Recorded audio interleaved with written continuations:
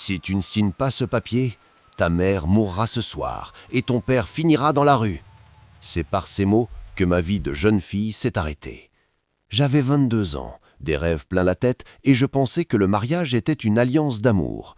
Je ne savais pas que je venais de signer mon arrêt de mort sociale. Dites-moi la vérité en commentaire. Jusqu'où iriez-vous pour sauver vos parents de la maladie et de la misère? Donneriez-vous votre corps et votre liberté à un homme que vous n'aimez pas, juste pour voir votre mère respirer à nouveau? Avant de commencer cette histoire bouleversante, dites-moi depuis quel pays vous nous suivez. Mettez votre drapeau en commentaire, car l'histoire de Gracia pourrait arriver à n'importe laquelle de nos sœurs, de Dakar à Kinshasa, de Libreville à Paris.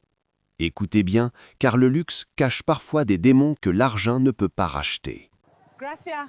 À Kinshasa, dans le quartier populaire de Limete, tout le monde connaissait Gracia. Gracia n'était pas seulement belle. Elle avait cette étincelle dans les yeux que seules possèdent les personnes qui savent où elles vont. Elle était en dernière année de droit à l'Unikin. Son rêve, devenir magistrate pour défendre les veuves et les orphelins. Parlez. Sa famille était ce qu'on appelle pauvre mais digne. Son père, Monsieur Albert, était un ancien instituteur à la retraite dont la pension arrivait comme une pluie fine en plein désert, rare et insuffisante. Sa mère, Maman Thérèse, vendait des pains et du café au bord de la route dès 6 heures du matin. Gracia aidait sa mère après les cours. Elle révisait ses codes civils sous la lueur d'une lampe à pétrole quand le courant fuyait le quartier. Malgré la poussière et les fins de mois difficiles, la maison de Limete résonnait de rire.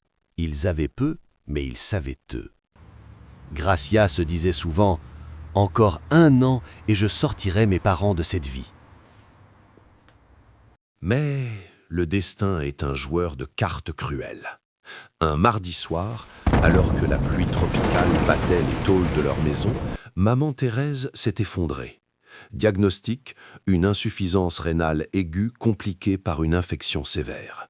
Le monde de Gracia s'est écroulé. À l'hôpital, le verdict tombe comme une guillotine. Il faut une opération urgente et des dialyses régulières. Le coût? Des milliers de dollars que la famille n'avait pas. Pour ne rien arranger, le petit commerce de Maman Thérèse a été rasé par les autorités pour occupation illégale de l'espace public. En une semaine, le père de Gracia a vieilli de 10 ans. Il passait ses journées sur une chaise, le regard vide, tandis que sa femme dépérissait sur un lit d'hôpital public, faute de soins appropriés. Gracia a frappé à toutes les portes. Les oncles sont disparus, les tantes ont invoqué la crise. Le désespoir a cette odeur particulière, un mélange de sueur, de larmes et de silence étouffant. C'est dans ce gouffre qu'est apparu l'honorable Serge Modeste, un homme de 62 ans, influent, propriétaire de mines et de parcs immobiliers. Il connaissait le père de Gracia par une lointaine connaissance. Un soir, sa grosse voiture noire aux vitres teintées s'est garée devant leur bicoque. Il est entré, son parfum coûteux effaçant l'odeur de friture de la maison. Il n'a pas tourné autour du pot. « Albert, je peux sauver ta femme. Je peux l'envoyer en Afrique du Sud dès demain pour les meilleurs soins. Je peux aussi transformer cette maison en villa, mais je ne suis pas un philanthrope. Je veux Gracia. Je veux qu'elle devienne ma 3e femme. » Gracia, cachée derrière le rideau, a senti son cœur rater un battement. Elle pensait à son diplôme, à son fiancé David, qui l'attendait avec une bague en argent, mais elle a regardé le visage de son père baigné de larmes et l'image de sa mère qui rendait l'âme à petit feu. Le dilemme était simple, son avenir ou la vie de sa mère. Elle est sortie de l'ombre, la voix tremblante mais le regard fixe. « Si ma mère part demain pour l'aéroport, je serai chez vous lundi. » Le pacte était scellé. Un échange de sang contre de l'or. Le changement fut brutal. En 1 mois, Gracia est passée de la poussière de Limete au marbre de Gombe, le quartier des ambassades. La villa de l'honorable Serge Modeste était un château. Des lustres en cristal, des domestiques qui baissaient la tête sur son passage, une garde-robe remplie de tissus wax de premier choix et de sacs de créateurs. Mais très vite, le luxe a révélé ses épines. Serge Modeste n'était pas un mari, c'était un geôlier. « Pourquoi veux-tu retourner à l'université? Tu as tout ici. Une femme d'honorable ne s'assoit pas sur les bancs avec des va-nu-pieds. » Il a confisqué son téléphone. Il a installé des caméras dans chaque pièce, même dans la chambre. Gracia n'avait plus le droit de voir ses parents sans sa présence. Elle était devenue un objet de décoration, une trophée de 22 ans qu'il exhibait lors de dîners mondains où elle devait se taire et sourire. Le contraste était violent. Elle mangeait dans de la porcelaine fine, mais elle n'avait plus d'appétit. Elle dormait dans des draps en satin, mais ses nuits étaient peuplées de cauchemars. Son mari était un homme froid, imprévisible, qui rentrait souvent à l'aube, l'odeur de l'alcool et du pouvoir sur lui.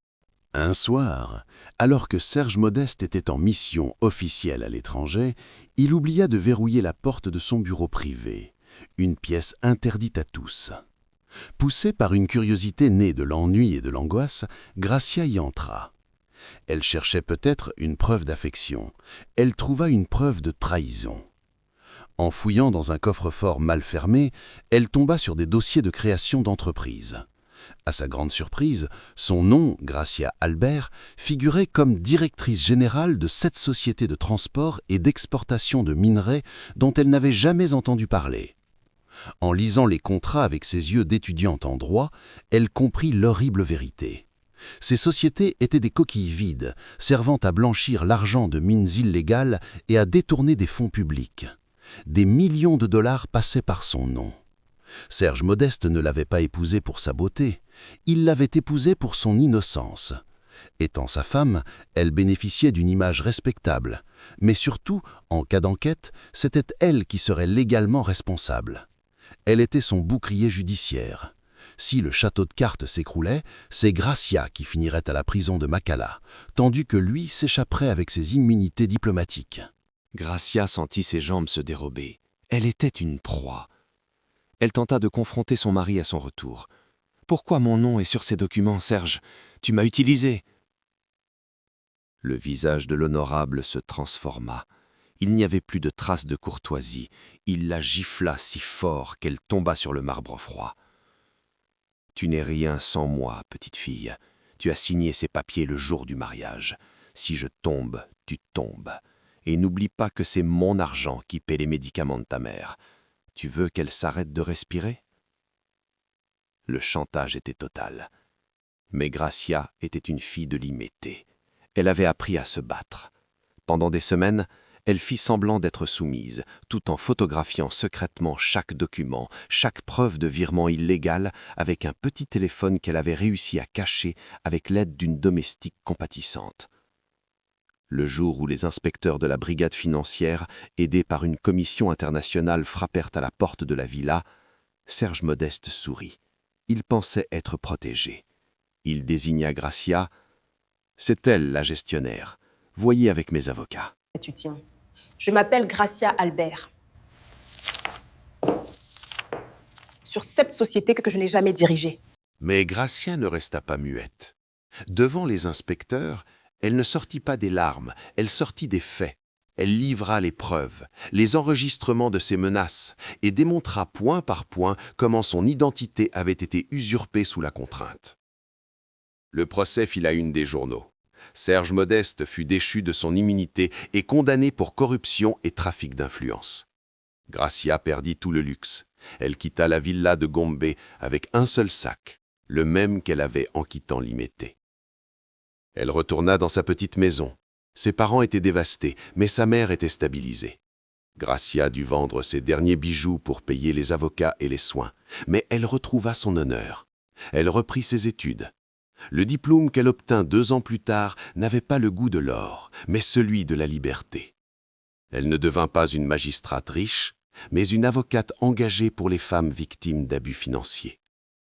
Elle avait appris que le sang ne se sauve pas avec l'argent sale, et que la dignité est le seul vêtement qui ne s'use jamais. Aujourd'hui, Gracia marche la tête haute dans les rues de Kinshasa.